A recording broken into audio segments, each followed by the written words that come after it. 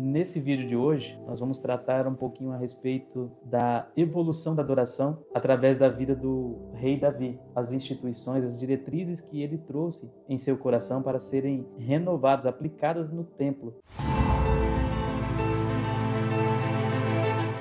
Capítulo 15 de 1 Crônicas, versículo 14, 15 e 16, diz assim: E então os sacerdotes e os levitas se santificaram para trazer a arca do Senhor Deus de Israel.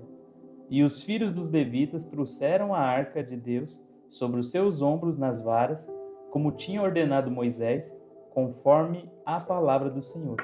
Assim mesmo disse Davi aos principais dos levitas que constituíssem, dentre seus irmãos, cantores, com instrumentos de música, com saltérios e harpas e símbolos, que tocassem e elevassem a voz com alegria.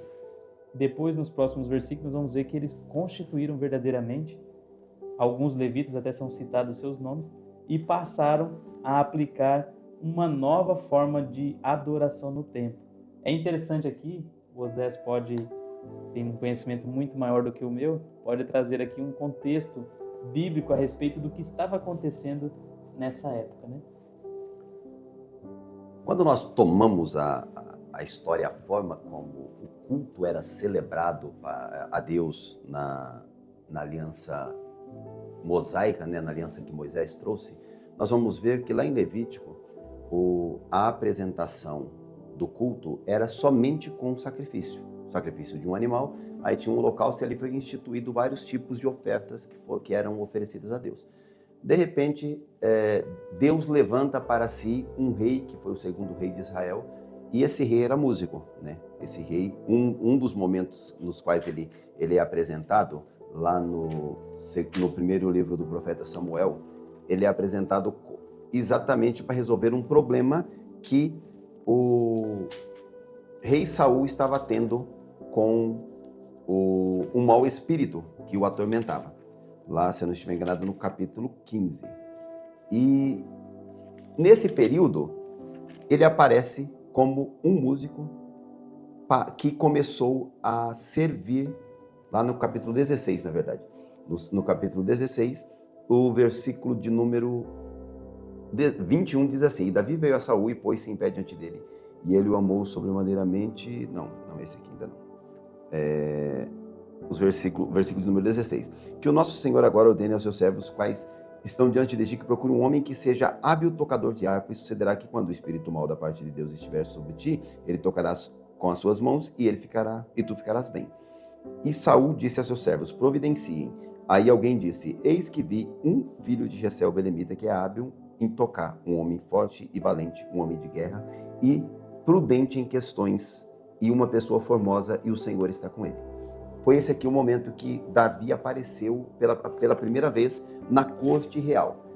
E esse rei músico, ele, quando fez subir a arca pela primeira vez, nós vamos ver lá no capítulo de número 13, que ele tentou fazer a arca subir da casa de Abinadab, de Kiriat Jearim, para Jerusalém, só que ele quis inovar. Nós vamos conseguir enxergar aqui, professor José Eduardo, que o rei Davi, ele era uma pessoa que estava buscando uma inovação no culto a Deus. E nessa busca da inovação, ele quis instituir que a arca fosse transportada sobre um carro novo de bois. E quando chegaram a um determinado lugar chamado Eira de Quidom, Uzá, que era um dos filhos de Abinadab, que estava ajudando a conduzir o carro, ele estendeu as suas mãos para tocar na arca, e a arca era extremamente sagrada.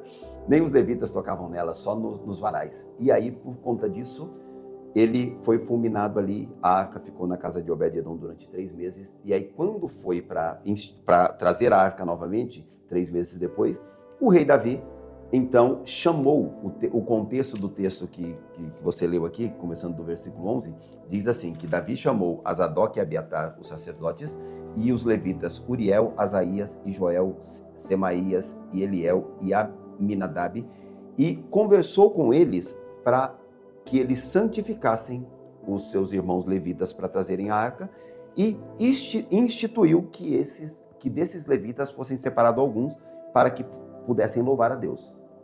Essa aqui é o resumo, o contexto, desde a aliança que Deus fez no Sinai até essa instituição aqui no momento atual que nós estamos. É importante dizer que, nesse momento, a arca não estava em Jerusalém. Ela tinha sido sequestrada, né? A história da arca é interessante, tanto a história da arca como a história do culto que os judeus, né, que os hebreus prestavam a Deus. Eles prestaram a Deus o culto de uma forma nômade durante o período os 40 anos de peregrinação no deserto. E quando entrou na Terra Prometida, o tabernáculo foi erigido em Siló, né? Aqui nós vamos ler em 1 Crônicas que ele estava em Gibeão, mas o Siló é conhecido, em alguns lugares é chamado como Gibeão, outros lugares é chamado como Siló e outros lugares é chamado como Gilgal. Eu acredito que eram 3 lugares que eram muito próximos e por conta disso cada escritor se referia a ele como um lugar. O tabernáculo foi edificado ali, foi montado ali em Siló e não saiu daquele lugar, né? Um pouco antes de Samuel iniciar o seu ministério, né, os filhos de Eli haviam pecado contra Deus. E por conta do pecado de Israel, sempre pecado traz suas consequências. E por conta do pecado de Israel, numa das batalhas que os israelitas foram, eles acabaram levando a arca do Senhor, que simbolizava a presença de Deus, né, no campo de batalha, os filisteus sentirem medo por causa da presença de Deus. Mas isso aí criou um efeito reverso. Quando os filisteus ouviram aquele grande alarido que o povo fez por conta da presença da arca, eles disseram assim: o Deus dos judeus ou dos hebreus está no meio deles. Então nós vamos ter que ser guerreiros mais ferozes ainda, porque o Deus deles está lá. E o efeito foi exatamente o efeito que não deveria ter acontecido. Perderam a batalha, os filisteus sequestraram a arca, e essa arca trouxe uma grande maldição para a cidade dos filisteus. Eram 5 cidades, né? 5 príncipes, e as 5 cidades sofreram maldições com infestação de ratos e com doenças, vamos dizer assim, com hemorroidas. Que traziam uma vergonha muito grande para eles, né? Que era a hemorroida. O fato deles terem ficado com a arca, sequestrado a arca, os filisteus sofreram com hemorroidas. Deus estabeleceu essa consequência para eles. Então, Davi sitiou os filisteus. Não, mas foi devolvida a arca. Isso, a arca foi devolvida e ela ficou em Kiriat Jearim. Sim. Aí o escritor do primeiro livro de Samuel fala que ficou lá 20 anos. Só que foi antes do reinado de Saul. Saul reinou 40 anos. Davi já tinha reinado pelo menos 7 anos em Hebrom, né? E aí depois disso, quando ele conquistou Jerusalém, estabeleceu o seu reino, a sua capital em Jerusalém, quando ele construiu a sua casa, que aí ele quis construir um templo para Deus, que esse capítulo 15 aqui, ele inicia exatamente dizendo assim: e Davi fez para si casas na cidade de Davi e preparou um lugar para a arca de Deus. Agora que a arca de Deus foi ser tirada da casa de Abinadab. Nesse tempo, um dia desse eu estava fazendo os cálculos, só entre os 20 anos do escritor, né, do cronista de 1 Samuel, e os 40 anos de Saul e mais pelo menos 7 anos e meio de Davi em Hebrom, daria 67 anos. É muito tempo. Quase 70 anos. Quase 70 anos. Não, mas foi mais que isso. Eu ainda digo que foi mais que isso ainda. Tá? Que o povo ficou sem a presença de Deus. Vamos considerar que ficou 70 anos com a arca longe do povo. Longe do povo. Ou seja, com a presença de Deus longe do povo. Davi sabia que isso era importantíssimo para o seu reinado. Trazer de novo a adoração a Deus, né? Porque haviam as diretrizes, as normas que estão lá em Levítico, que nós vemos no Antigo Testamento, sobre a forma de adoração a Deus, e a Arca da Aliança é um instrumento extremamente necessário. A presença de Deus ali no templo. Dessa forma, Davi falou assim: eu vou trazer de volta. A primeiro momento, ele foi tão ambicioso, sem pensar nas consequências, e acabou que Uzá faleceu por tocar na arca de maneira indevida. E nós vamos entrar nesses detalhes também, tem muita importância sobre o que nós vamos tratar aqui. Entendendo esse contexto, quando Davi conseguiu novamente trazer a arca, ele falou assim: olha, nós vamos mudar alguma coisa. Nós vamos estabelecer que haja louvores, adoração com cânticos no templo. Não vai ser apenas da forma que era no Antigo Testamento. Ele vai operar, ele vai fazer com que os levitas, os sacerdotes, voltem a fazer os cultos. Mas nesse momento ele falou assim, eu quero algo a mais. Quando for ter o sacrifício, enquanto estiver fazendo culto a Deus, que haja levitas cantando. Louvor. Que haja louvores.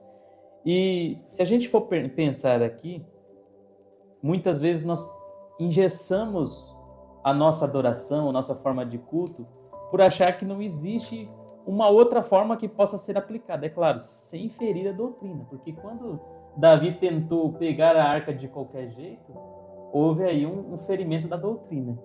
E aí é onde é um detalhe perigoso, né, Zé? Tudo tem um limite. É interessante quando nós crentes precisamos conhecer a Bíblia. E mesmo conhecendo a Bíblia, eu estou tendo uma experiência esse ano bastante diferente. E quem é a criança que cresceu na igreja que não conhece a história de Davi? E eu estou conhecendo a história de Davi de uma forma diferente. Davi, em tudo que ele fez, exceto, vou dizer como o cronista diz, né? Exceto, ou melhor, que o escritor do livro dos livros dos reis diz, exceto no caso de Urias o Heteu. Tudo que Davi fez, ele fez com base no conhecimento que ele tem de Deus, que ele tinha de Deus. O conhecimento que Davi tinha de Deus era extraordinário. Era assim, não se comparava com o conhecimento que nós temos por conta da disponibilidade que nós temos da Bíblia, né? Só que Deus, o conhecimento que Davi tinha de Deus era assim, era acima, eu diria que o conhecimento de Davi era um conhecimento comparável com o conhecimento de Moisés, que foi o homem que falava com Deus cara a cara, boca a boca, né, como a palavra de Deus diz. Então, por conta disso, ele tinha autoridade para fazer algumas alterações por causa da intimidade que ele tinha com Deus. O relacionamento de Davi com Deus era um relacionamento, eu vou dizer bem assim, invejável para nós que somos servos de Deus e que gostaríamos de ter um relacionamento da mesma forma. E aí, se nós formos comparar isso, nós vamos pegar aqui, por exemplo, esse texto. Davi, num estalo, ele tentei inovar de uma forma, essa forma foi abominável ao Senhor, que o Senhor fulminou Uzá. Então, vamos instituir, nós temos muitos levitas. O que eram os levitas? Os levitas era a tribo que não herdou terra. Basicamente, a economia de Israel era agrícola, né? A agropecuária, e os levitas não tinham herdado terra. Por conta de não herdarem terra, eles teriam a vida deles dedicada 100% para Deus. Tinha aquele, vou ter um pensamento meu isso aqui, tá? Aquele monte de levitas ociosos. Um pouco mais à frente aqui, nós vamos ver que a contagem deles foi 38 mil. Rapaz. É muita gente. Muita gente parada. Só havia um templo, né? Muita gente parada. Lá no capítulo 23, no versículo de número 3, fala que foram contados os levitas de 30 anos para cima e que a soma deles foi 38 mil. É muita gente para pouco serviço. Para pouco serviço. Davi, o que Davi fez? Davi falou assim, não, vamos organizar esses camaradas. E mesmo antes de construir o templo, ele já instituiu. Nós vamos ver aqui no capítulo nesse mesmo capítulo aqui, no capítulo de número 16, nos versículos de número 37 até o versículo de número 39, nós vamos ver que o altar de bronze estava lá em Gibeão e a arca estava em Jerusalém. Ele instituiu os cantores para estarem diante da arca cantando continuamente, ou seja, todos os dias pela manhã e à tarde, e ele instituiu que os sacerdotes continuassem fazendo os sacrifícios, né, os holocaustos diários, todo dia de manhã e todo dia à tarde, lá em Gibeão. Ou seja, o culto de Deus foi dividido, porque foram feitos em 2 lugares diferentes, mas foi adicionado a questão do louvor a Deus, né? Que antes disso não tinha. Antes de Davi, não é à toa que nós vamos pegar o livro dos Salmos, dos 150 Salmos, a maioria de Davi. Antes de Davi, ninguém pensava em entoar hinos a Deus como louvor no culto. Não que Moisés não tenha entoado hinos a Deus, não que o povo israelita não tenha entoado hinos a Deus, mas essa na forma de culto? No culto, com a inovação, estava procurando essa palavra, com a inovação que Davi trouxe ao culto, incluiu isso, e a partir daí tem, né, o louvor. Eu até, acho que a gente estava conversando aqui, eu falei assim, eu acredito até que isso aqui já tenha sido uma adaptação para Nova Aliança. Por quê? Porque na Nova Aliança, nós temos no nosso culto, o louvor é algo que é tão importante que Eu ia falar isso aqui, eu ia pular isso aqui, mas não vou pular agora não. Eu vou ler aqui vou ler na Bíblia. Quando Davi fez a divisão, ele não fez a divisão simplesmente colocando sacerdotes que louvassem. Ele determinou o capítulo 25, os versículos, vamos pegar aqui o versículo 3. De Jedutum, os filhos de Jedutum, Gedalias, Izeri, e Jesaías, e Asabias, e Matitias, 6, sob as mãos de seu pai Jedutum, que profetizava com uma harpa para dar graças a Deus. E aí, nós pegamos aqui, a partir do capítulo, do versículo 4, aparece Emã, né? E no final do Emã, no final desse versículo, do versículo 4, não, no início do versículo 5, diz assim, ó, todos estes eram filhos de Emã, o vidente do rei nas palavras de Deus, entendeu? Que tocavam as trombetas. Qual que é a questão? Não era simplesmente pessoas que iam lá e cantavam. Não simplesmente cantavam, eles profetizavam ao som. E Emã, que é um dos cantores, é chamado de o vidente do rei. É a única vez que ele é chamado na Bíblia de o vidente do rei, e no relato do segundo livro de Samuel não aparece isso. E é muito interessante a gente ver a forma como o louvor, né, tomou o corpo. Foi inserido e tomou o corpo. Tomou o corpo no louvor, no culto a Deus. Eu refletindo aqui, claro que nós já estamos alguns dias refletindo sobre esse texto, mas agora, neste momento, eu refletindo aqui, eu comecei a identificar alguns detalhes importantes nessa aplicação que Davi estipulou para a adoração. Se você for pegar nos livros em Levítico, que vai tratar sobre o culto, como que deveria ser a ordem do culto, a operação do sacrifício, as ordens que eram dadas, elas eram bem detalhistas. E você não vai achar nenhuma ordem oral para eles repetirem, a não ser a bênção sacerdotal. Durante o sacrifício, eles permaneciam calados. O máximo que acontecia era a pessoa que trouxe o sacrifício ter que confessar os seus pecados ali para fazer a imolação do animal. Desta forma, pensando que havia esse período em silêncio, Davi sabia que poderia ser algo inserido ali que não ferisse a doutrina. Eu gosto de servir a Deus, eu gosto de adorar a Deus. O Osés é cantor profissional, eu estou aprendendo ainda, né? O Osés já teve CDs gravados. E eu tenho prazer, e eu acho que o Osés também tem esse prazer, e você que está me ouvindo também deve ter esse prazer, de tirar momentos para adorar a Deus com cântico. Às vezes eu estou lá, eu não sei tocar muito bem violão, mas eu fico arranhando lá e começo a louvar a Deus, e tem hora que eu me emociono, eu sinto a presença de Deus. E da mesma forma era Davi em sua casa com a sua harpa. O Davi percebeu que adorando a Deus no templo traria a presença de Deus de uma forma diferente. É isso que nós estamos tratando aqui. Tem um outro vídeo que nós falamos sobre as cinzas, que eu recomendo você ler, acho muito importante para você já entender o que nós estamos falando aqui. Davi, ele trouxe algo que não era estipulado. Os sacerdotes estavam habituados a fazer o sacrifício em silêncio. Mas ele falou assim, por que nós não adiciona isso aqui? Tem problema? Deixa eu ver aqui na Bíblia. Deixa eu ver aqui nos textos, né? Naquela época não tinha Bíblia, tinha os textos. Na lei. Deixa eu ver se na lei eu trazendo a adoração, eu vou ferir algum dos mandamentos de Deus. Não vou ferir. Será que Deus vai se agradar? Mas olha, imagina Davi tentando impor isso aqui, aplicar essa nova regra, sabendo que da outra vez que ele fez de qualquer jeito, uma vida morreu. Então, é um risco muito grande que ele teria ali. Mas ele não ficou com medo. Ele sabia, e eu acho que o Espírito Santo tocou no seu coração e falou, vai filho, faça isso, mas com cuidado. Não foge muito dessa doutrina não. O que eu quero trazer?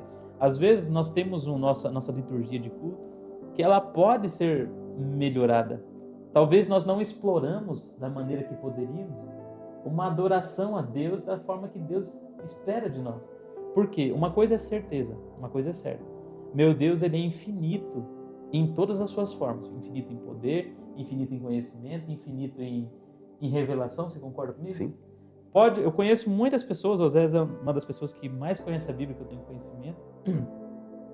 Muitas pessoas têm muito conhecimento, meu pastor Edson é uma pessoa que tem muito conhecimento, só que eu pego um texto e leio e tem uma revelação de Deus.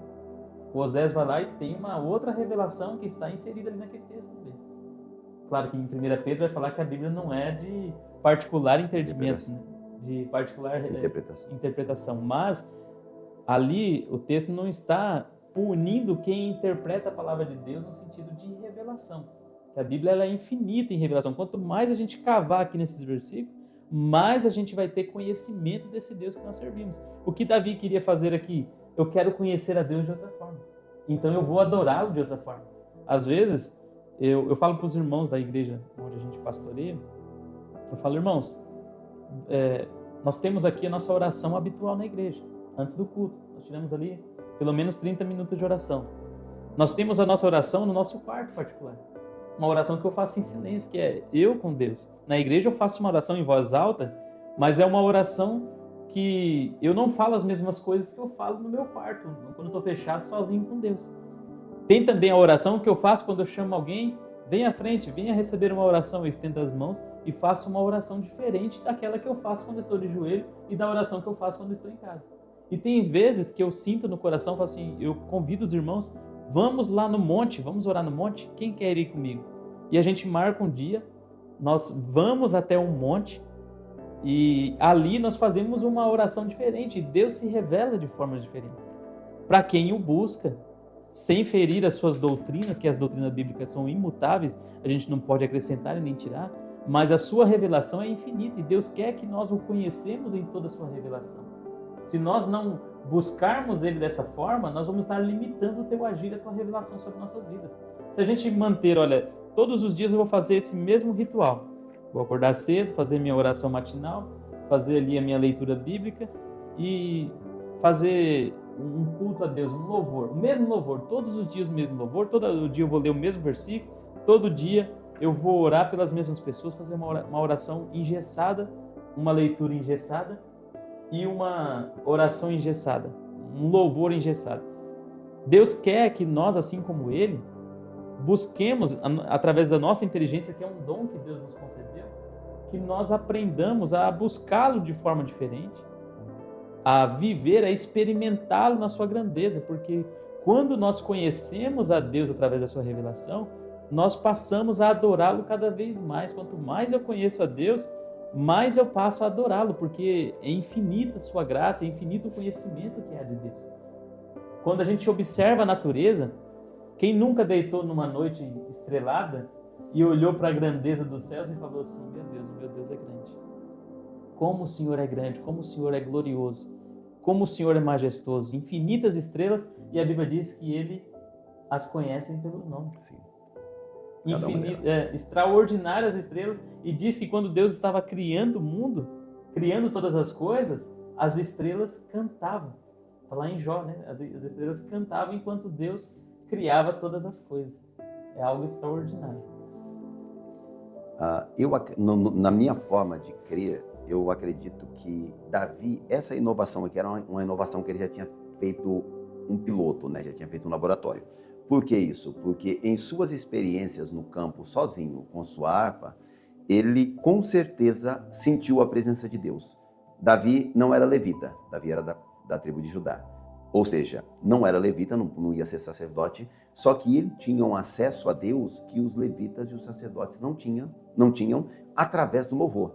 E com esse acesso, ele quis trazer, e com essa inovação, ele quis trazer esse acesso para toda a nação de Israel, um acesso a Deus através do louvor.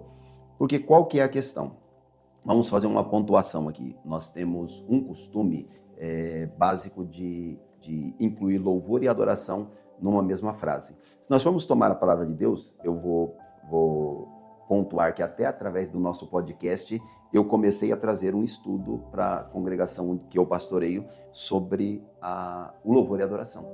E desde sempre, não vou falar desde sempre, mas tem pelo menos 15 anos, que foi a ocasião anterior que eu tinha trazido um estudo semelhante a este, que eu venho falando para os irmãos que o louvor é uma coisa, a adoração é outra. O louvor, ele é algo que eu vou emitir para fora, eu vou expressar de forma, com gestos, com gritos, com pulos, pode ser feito de uma forma exuberante, igual à forma que Davi vinha louvando aqui no final do capítulo de número 15, nós vamos encontrar o versículo 29. Isso sucedeu enquanto a arca do pacto do Senhor, ou da aliança do Senhor, chegava à cidade de Davi, que Mical, a filha de Saul, ao olhar por uma janela, viu o rei Davi dançando e se divertindo, e ela o desprezou no seu coração. Qual que é a questão?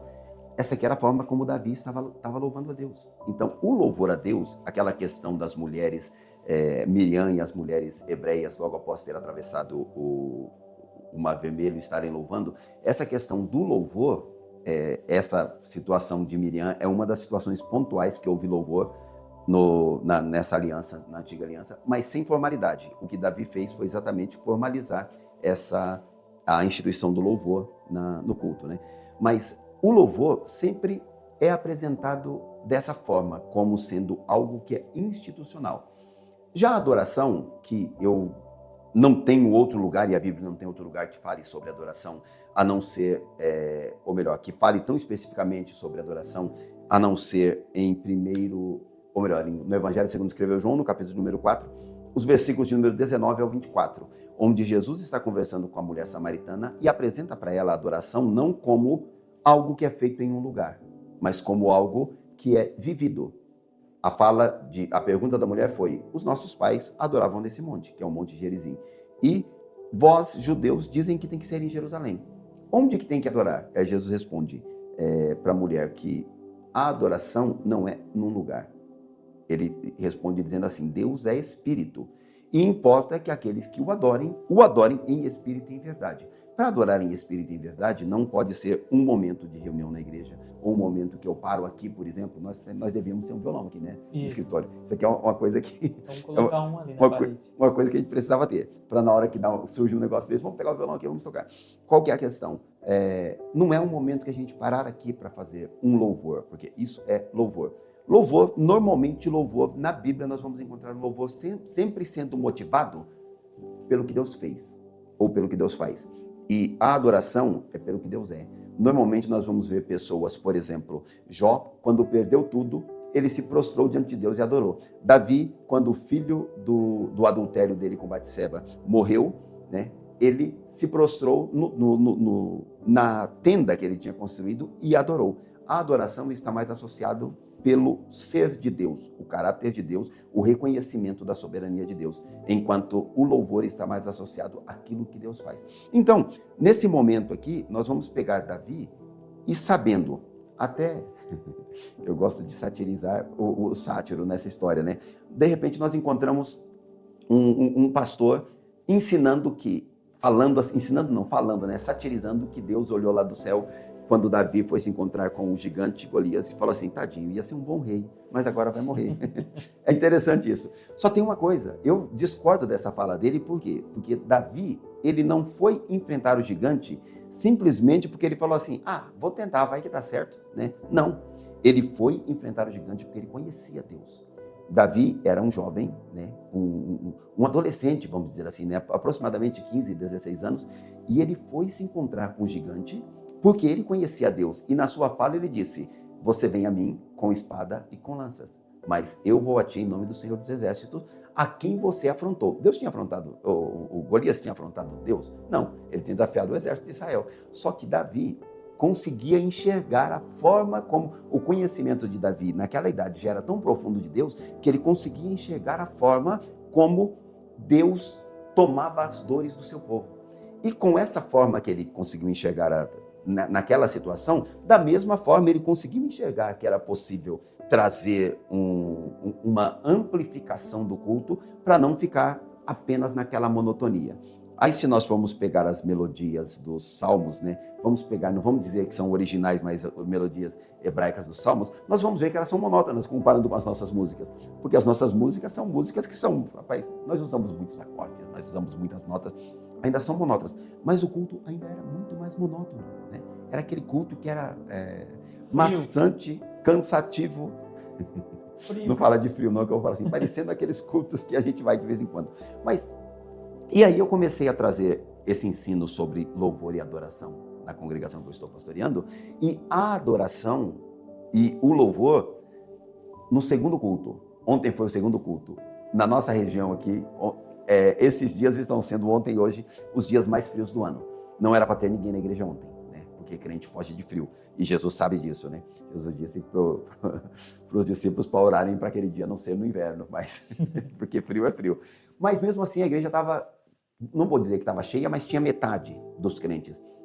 E foi um culto que foi iniciado com uma conscientização de louvor a Deus, e o povo louvou a Deus durante o culto, não somente na hora de cantar, mas louvou com glória a Deus, com aleluia. Parecia um culto da Assembleia de Deus. Eu achei estranho, até achei estranho, porque fazia já um bocado de tempo que o povo estava bem parado. E com isso, não custa ensinar, né? Quando a gente ensina, as pessoas aprendem. Isso aqui é uma coisa que nessa passagem nós vemos Davi fazendo. Ele ensinou o povo, instituindo levitas, que nós vamos ver que esses levitas aqui, um pouquinho mais à frente aqui, nós vamos ver, se eu não estiver enganado lá no 26 ou 27, capítulo 26 ou 27, nós vamos ver que esses levitas não eram, 25, eles não eram apenas pessoas que tocavam, eles eram mestres, músicos, eles eram especialistas. E tinha um tal de Gedalias, né, que era levita também, que ele era o cara, então ele ensinava os outros. Ele era o maestro, ele que orientava todos de como, qual que é a questão. Não basta louvar a Deus, tem que louvar a Deus bem. Com qualidade. Com qualidade, exatamente, com não qualidade. De qualquer forma. Não de qualquer forma. A gente tem que fazer o nosso melhor. Mas tem pessoas que hoje, a vantagem que nós temos como igreja é que o culto não está reservado apenas para os levitas, né? E aí, eu até, falando-se de levitas, eu até acho interessante uma passagem aqui, lá do capítulo 23, onde eu li que tinha 38 mil levitas acima de 30 anos. Que as pessoas nos dias atuais, elas chamam pessoas que cantam na igreja, né, de levitas. Mas quando nós pegamos os levitas aqui, tinha 38 mil, dos quais 24 mil foram colocados à frente do trabalho da casa do Senhor, ou seja, eram pedreiros. 6 mil foram oficiais e juízes. Além disso, 4 mil foram porteiros. E somente 4 mil louvavam ao Senhor com os instrumentos que eu fiz, disse Davi, para com eles louvar. Então, levita não é quem louva. Levita é todo. Levita, na verdade, se nós fôssemos pegar, os levitas eram os que estavam envolvidos com o culto, né?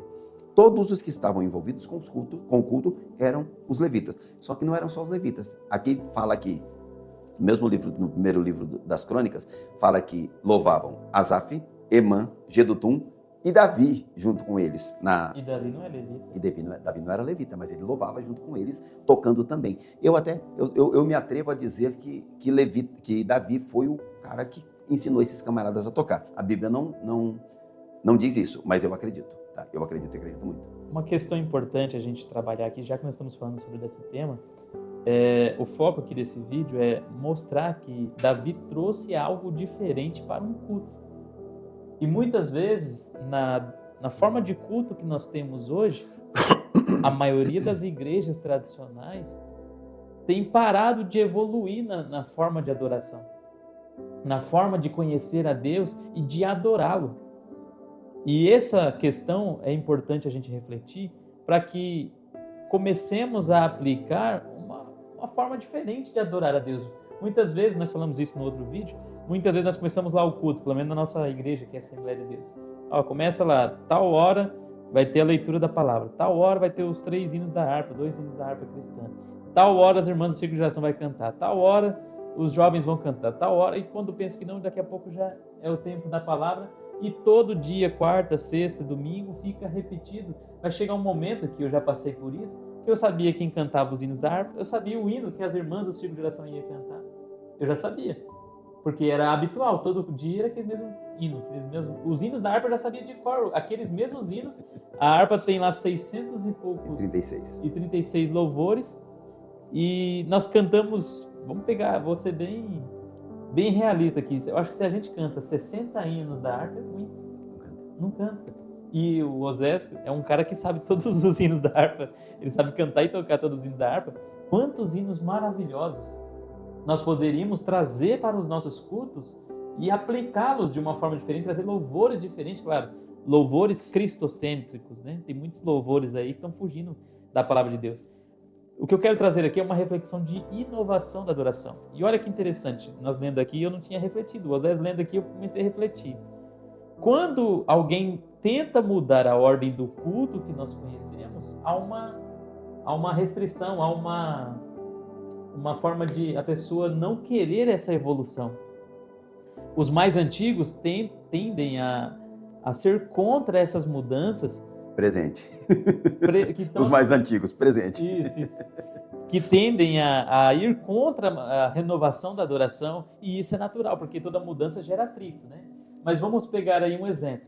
Tem igrejas que têm colocado nas suas paredes pintada a cor de preto. As paredes pretas, têm feito cultos com as luzes apagadas, tem trazido formas diferentes ali de adoração e, sinceramente, aos primeiros olhos, quando a gente vê aquilo a primeira vez, há uma restrição no nosso coração que está acostumado com uma forma de culto. Mas o que Davi propôs aqui foi trazer algo diferente. E eu pergunto para você, Zé, será que os levitas, os sacerdotes, não olharam para isso com maus olhos? E olha, lendo no texto aqui, olha, eu vou te dizer, 15, versículo 29. E quando a arca do concerto do Senhor chegou à cidade de Davi, Mical, a filha de Saul, olhando por uma janela, viu o rei que saltava e dançava, e o menosprezou em seu coração. Será que o sentimento dela não era de muitos que estavam ali? Ou que, vamos colocar para os dias de hoje, será que o sentimento dela não é o que muitos estão tendo quando olham para esses tipos de adoradores que estão tentando trazer uma forma de inovação? Eu pergunto para você, Osés, e seja sincero, é pecado uma igreja ter uma parede preta?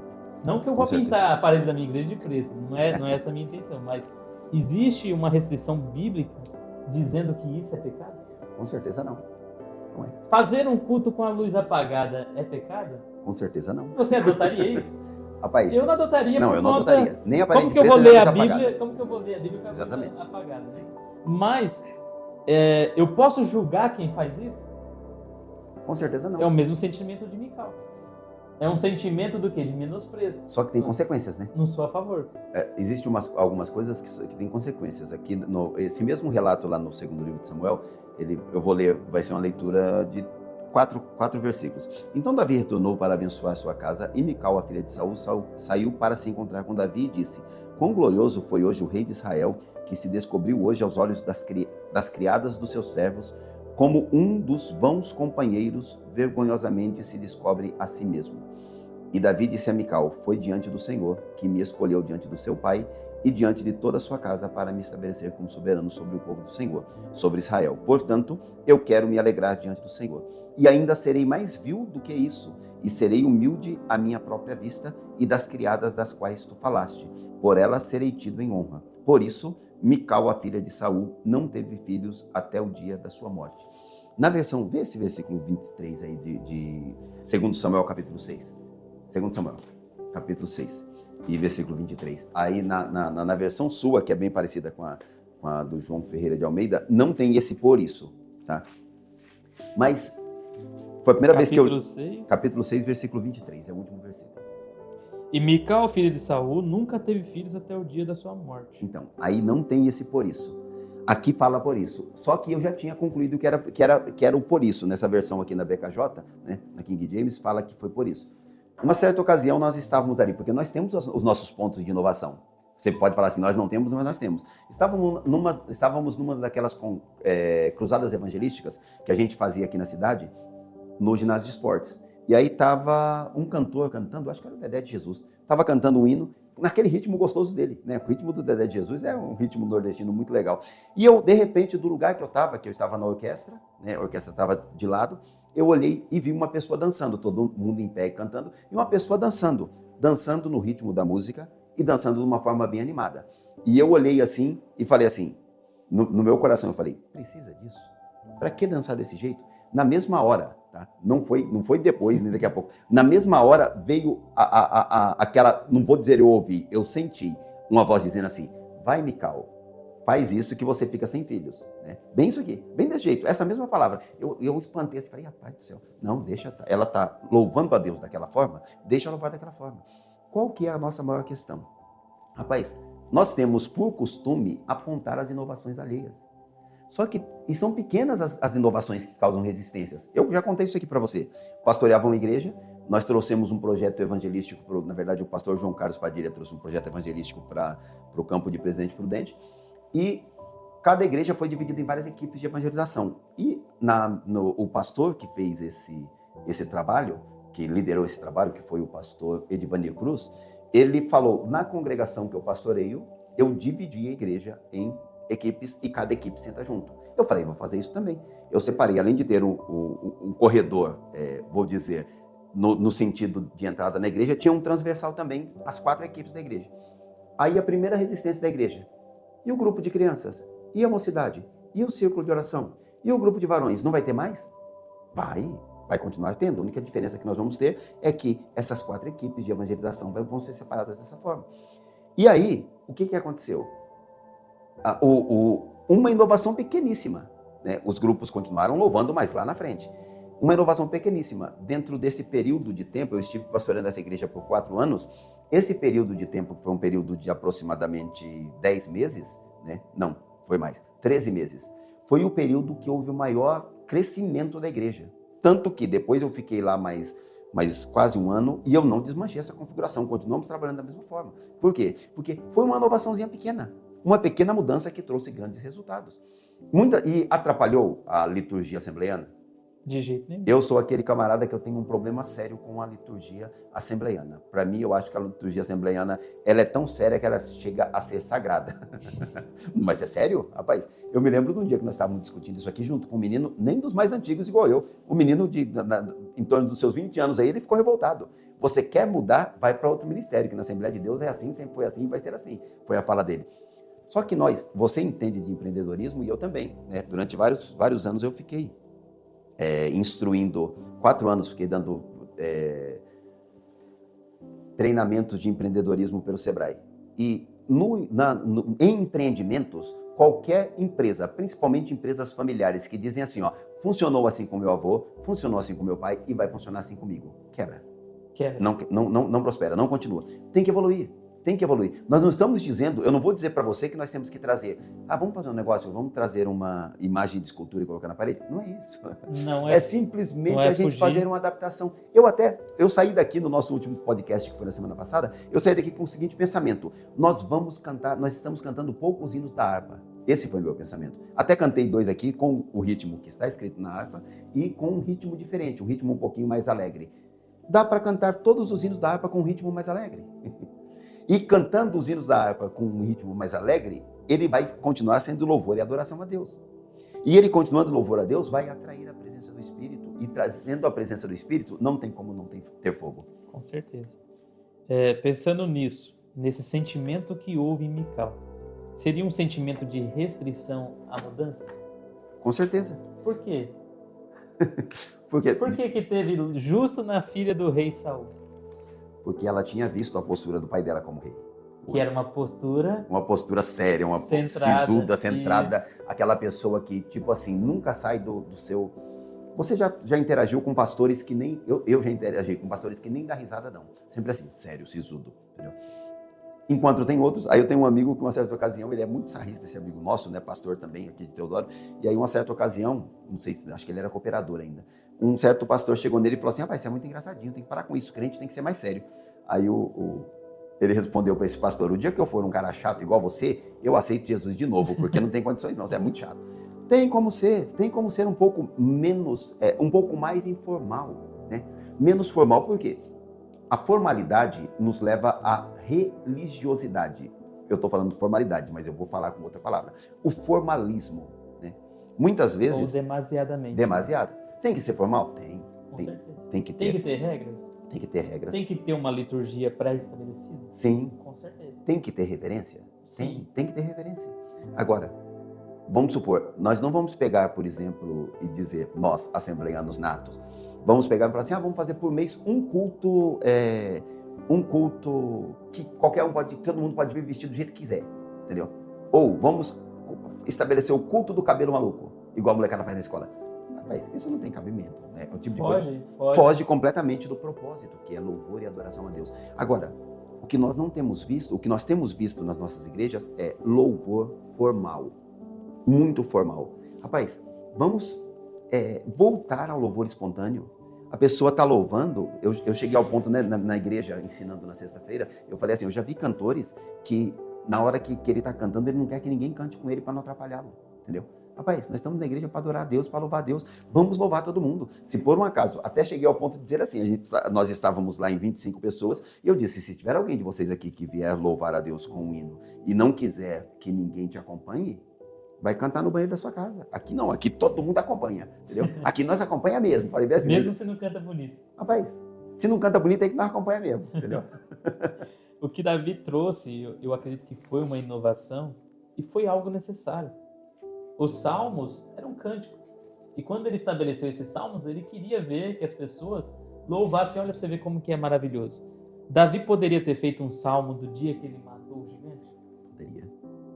Acho que poderia. Os seus discípulos ou as pessoas, os sacerdotes da época de Davi, poderiam ter feito um salmo de Davi matando o gigante? Sim. Mas estariam adorando a quem? A Davi. A Davi A Davi. e não a Deus. Exatamente. Davi se prezou e olha, por isso que Davi era o homem segundo o coração de Deus.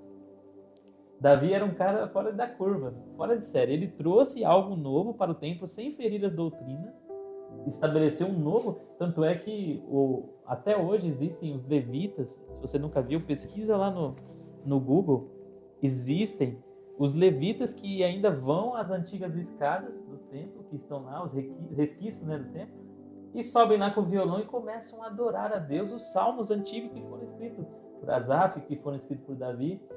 E isso é algo tão extraordinário com um efeito de 2.000 anos, vamos por mais, 3.000 anos, na época de Davi até hoje? Aproximadamente. Uns 3.000 anos. De lá para cá, ainda está sendo repetido. E aí nós olhamos, colocamos os óculos da nova aliança e convertemos essa adoração que era feita durante o culto do Antigo Testamento, da Antiga Aliança. Nós colocamos agora os olhos da nova aliança e olhamos e falamos assim, vamos adotar isso aqui nos nossos cultos. E tem um versículo que fala assim, que Deus habita em meus louvores. Em meus louvores. Mas é interessante, você trouxe uma fala aí, que é uma fala que, quando fala de louvor e adoração, não pode deixar de falar sobre isso. Que é 150 salmos e nenhum salmo louva feito de nenhum homem. Isso aqui é interessante. Por quê? Porque hoje nós vamos falar da inovação que não deveria ter havido nas nossas igrejas, né? Hoje nós temos vários, vou falar músicas, ia falar vários louvores, mas várias músicas que são antropocêntricas, ou seja, são centradas no ser humano. Fala de mim, eu. Até tira de Deus e coloca, até cita Deus, mas coloca Deus como aquela pessoa que vai me servir, né? Aquela pessoa que vai fazer os meus planos serem realizados.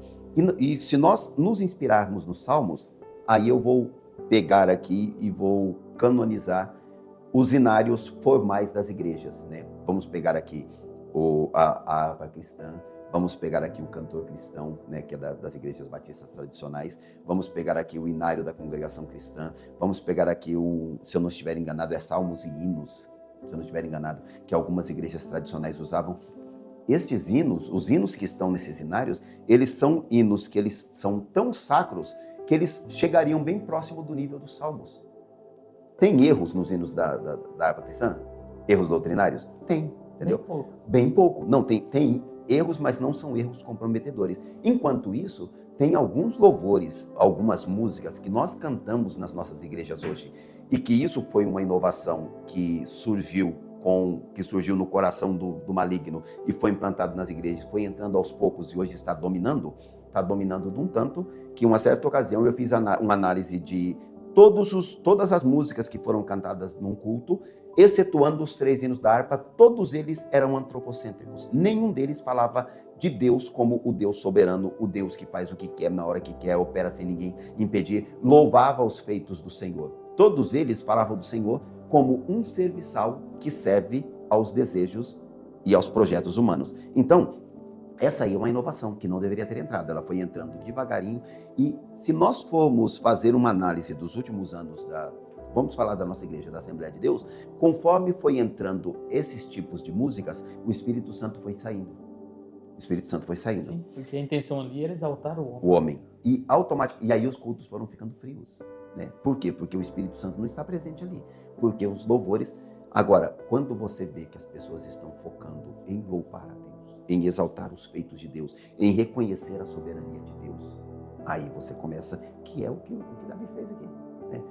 E uma outra coisa que é interessante destacar quando o assunto é música, é que nós estudamos alguns dias, né, na Escola Bíblica Dominical, que teve um herege, né, um heresiarca, como diria, né, que chamava Ário. O Ário, ele pregava as doutrinas dele em forma de música. Por quê? Na música, Fica gravado. fixa na nossa mente, né? E ele tocava cítara, não, lira, eu acho que ele tocava lira. E aí ele começou a fazer músicas para perpetuar suas doutrinas. E, ao mesmo tempo, os irmãos que pregavam o evangelho que nós pregamos, eles começaram a fazer músicas também, pregando, que foi quando, nessa época, foi a época que foi inserido as músicas nos cultos cristãos, né? Antes eles cantavam os mesmos hinos que os judeus cantavam, os salmos, né? E aí, hoje muitas vezes, nós temos músicas que pregam doutrinas bíblicas de uma forma distorcida, e isso entra na cabeça da pessoa, porque a música entra. José, como que você prova para mim que a música entra? Nós vamos ver aí nas redes sociais, vários professores de cursinhos, que, por exemplo, eu sou professor de matemática, o cara vai pegar lá a fórmula de Bhaskara, né? A fórmula de Bhaskara todo mundo sabe. Qual que é a fórmula de Bhaskara, doutor? Não pergunto, na minha área, não. Nessa área, não. Fórmula de Bhaskara todo mundo sabe. Não, mas vai pegar a fórmula de Bhaskara, vai transformar numa música para que ela entre na cabeça da pessoa. A pessoa está lá fazendo a prova, mas do céu, qual que era a música mesmo? E normalmente eles fazem uma paródia de uma música que está fazendo sucesso. Ah, não, a música era tal. Ele começa a cantar a melodia da música, automaticamente a fórmula vem na cabeça. A mesma coisa somos nós em relação a esse tipo de música, que são músicas que não louvam a Deus e não transmitem o conhecimento bíblico do jeito que ele é. Aí alguém já disse para mim assim, o pastor Oséias é um pastor chato. Nessa congregação que eu pastoreei em Prudente, nós estudamos durante alguns meses sobre louvor e adoração, e quando nós terminamos, com base no que nós tínhamos ensinado, inclusive pegamos até algumas músicas dessas e analisamos as letras, alguns dos grupos da igreja tiraram em torno de 70% das músicas que tinha na pasta. Por quê? Porque não eram louvores a Deus. E feriam a doutrina. E feriam a doutrina. E feriam a doutrina, exatamente. É importante que tem duas opções, louvor a Deus ou instrução bíblica. Tirou isso da música, ela não pode ser cantada na igreja. E olha para você ver, tem pessoas que falam assim, olha, não tem nada a ver. Como que nós vamos exaltar um pecador? Porque é isso que nós somos. Nós fomos justificados? Fomos. Mas quando você passa a fazer músicas que colocam o homem no centro, é você exaltar o pecador. E olha que interessante, já caminhando aqui para o fim, talvez se você ainda não se inscreveu nesse canal, se inscreve aqui, curta esse vídeo, compartilha com outras pessoas para que você nos ajude o nosso canal a crescer. Não custa nada para você, nós estamos tendo aqui esse trabalho com amor, com carinho. Se você puder, clique aqui, curta esse vídeo e compartilha. E siga o nosso canal, ative o sininho, que vai ter outros vídeos falando sobre essa questão, porque nós estamos em busca do avivamento. Já caminhando aqui para o fim, eu quero ler um outro versículo que também faz parte da adoração, também faz parte do louvor, que está aqui ainda em 1 Crônicas, capítulo 15, versículo 28. Diz assim, desta maneira, levava todo Israel a arca do concerto do Senhor, com júbilo e som de buzinas, e trombetas, e símbolos, e ao som de saltérios e harpas. Isso daqui vai representar o que é o culto pentecostal nos nossos dias de hoje. Olhando, né, para a antiga aliança que é a sombra dos bens vindouros, a gente pegando esse texto aqui, sabendo que ali era a presença de Deus, que o povo estava alegre com a presença de Deus retornando para Jerusalém, juntamente com o seu rei, com os sacerdotes reunidos. O que eles estavam fazendo? Barulho, alarido, som de júbilo. Júbilo é você gritar com toda a sua força, bater palma, pular, é você expressar o máximo possível daquela alegria, daquela felicidade. E som de buzinas, trombetas e símbolos. O que é os símbolos, José? Símbolos são pratos. Aqueles pratos de tocar. E eu pergunto para vocês, aqui não está falando isso, mas tem um Salmo 100 que fala sobre os tamborins também. Sim. Os tamborins, que é uma forma de expressar o seu louvor a Deus. Claro que existem algumas igrejas que proíbem o uso de símbolos, instrumentos de percussão. De símbolos, me desculpa. O uso de símbolos, de tamborins, eles proíbem isso no culto, porque não sei qual é o fundamento que eles têm usado, não sei se o José sabe o fundamento que eles têm usado Também para não isso, sei. mas na nossa igreja nós temos utilizado isso. E quando começou-se o movimento pentecostal no Brasil, muitas igrejas tradicionais que não estavam acostumadas com a forma de adoração a Deus com júbilo, que eram as igrejas tradicionais, batista, presbiteriana mais antiga, e até hoje eu acho que eles têm essa mesma forma de culto, quando eles olhavam para essa mudança que a igreja pentecostal estava trazendo, eles olhavam com talvez o espírito de Mical, Sim, com certeza. com desprezo, com desdém, vendo para aquilo e falavam assim, que absurdo, esse povo barulhento. Mas não olhavam, eles não olhavam, olham até hoje, entendeu? Não conseguem enxergar, lógico que tudo, tem um ditado que a minha falecida mãe dizia, que tudo que é demais sobra, né? Existem exageros em todos os lugares, né? Não é porque nós vamos fazer Sim, um culto que vamos expressar tudo o que sentimos, que nós vamos exagerar, porque tem pessoas que exageram ao extremo, né? Mas mesmo assim, os nossos irmãos que são tradicionais, eles se escandalizam. Só que até hoje, eu não sei se você já foi em alguma Assembleia de Deus que você sentou no seu lugar e de repente Deus está mandando a palavra num nível que você glorifica e todo mundo vira para olhar quem é o doido que está glorificando. Eu já fui numa Assembleia de Deus assim, entendeu? Eu tive um dia que eu fui numa igreja lá de Curitiba, uma igreja grande, tinha muitos membros, era uma Assembleia de Deus tradicional que eu falo que não tinha mais esse movimento pentecostal, e teve um momento que eu comecei a glorificar a Deus e eu me senti incomodado porque as pessoas olhavam para mim e faziam uma cara como se aquilo não era normal ali. Mas é o meu hábito, é a forma que eu adoro a Deus, é a forma que eu represento assim nesse versículo aqui do capítulo 15, versículo 28 de 1 Crônicas, né? Nós temos a nossa forma de adorar a Deus e isso é algo que está preso em nós que a gente quer pôr para fora, que é uma alegria. Da mesma forma que eu me sinto alegre quando eu vejo alguém, vou lá, abraço ele, mas aqui, claro, é algo que foge do comum e por isso que Mical se assustou quando olhou essa mudança que Davi estava trazendo, né?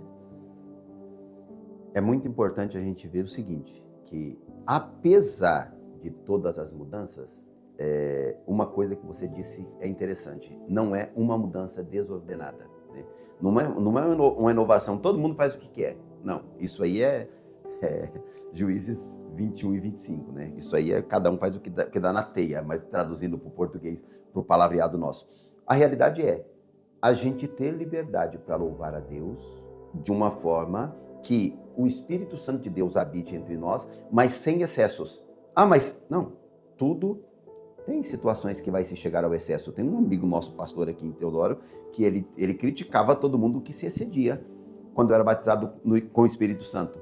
E ele, o dia que ele foi batizado com o Espírito Santo, diz que ele saiu rolando no chão e na hora que ele se levantou, ele pegou um banco. Não é? Hoje nas nossas igrejas tem cadeiras. Era aqueles bancos grandões que cabiam 6 pessoas sentados, feito de cerejeira, que para pegar tinha que ser 2 homens. Ele levantou com o banco dele nas costas, saiu correndo no meio da igreja, com o banco nas costas. Entendeu? Ele conta isso. Então, rapaz, mas isso aí é excesso. Ué, é um tipo de excesso que a gente fala assim, é um excesso físico, mas não é um excesso que traga prejuízos à doutrina bíblica, traz prejuízo para alguns irmãos, se por acaso bater um banco daquele na cabeça de alguém. Mas, tirando isso, agora os excessos que a gente pode ter, não, isso aqui não pode, se torna novamente um formalismo. Né? Engessa o agir Engessa de novo, de exatamente. Deus tem que ter liberdade para agir. Sim, o Espírito Santo, ele quer agir em nosso meio. Esse canal, nós temos buscado qual o segredo do avivamento. E fazer essas perguntas nos faz refletir o que está faltando nos nossos cultos hoje que tem afastado a presença do Espírito Santo. Eu tenho sentido a presença do Espírito Santo? Com certeza. Você tem sentido a presença do Espírito Santo? Com certeza, mas a gente tem percebido que são apenas faíscas, fagulhas, daquilo que os pais da nossa igreja pentecostais, ou até mesmo no início da igreja, lá em Atos dos Apóstolos, eles viam milagres, era um poder de Deus maravilhoso. Eu não experimentei isso e eu quero viver dessa forma. Eu quero experimentar o poder de Deus de uma forma extraordinária. Eu quero experimentar o avivamento, porque eu sei que o avivamento é algo a mais, não é viver de histórias dos outros, é viver as próprias histórias, é viver os próprios milagres. Eu quero testemunhar de milagres que estão descritos na Bíblia. E para isso eu tenho que buscar na onde a resposta? Na Bíblia. Nós estamos fazendo aqui nesse canal estudos bíblicos para saber qual o segredo para nós chegarmos ao avivamento. Qual o segredo que fez o povo jubilar a Deus com som de trombetas, de buzinas de adoração, cantando, dançando? Foi uma renovação que Davi trouxe para a adoração ali no templo. Eu agradeço. O Osés quer falar mais alguma coisa? Não, eu já falei demais por hoje. Eu sou o que fala mais. Eu agradeço você que você ficou até nesse vídeo, até esse momento. Nós vamos estar fazendo outros vídeos nesse sentido, nesse caminho. E se você puder, comenta aqui se você está gostando dos nossos vídeos. Se tem alguma coisa, uma sugestão, comenta aqui que a gente vai tentar evoluir e melhorar também até nesse nosso estudo que nós temos feito. Que Deus abençoe.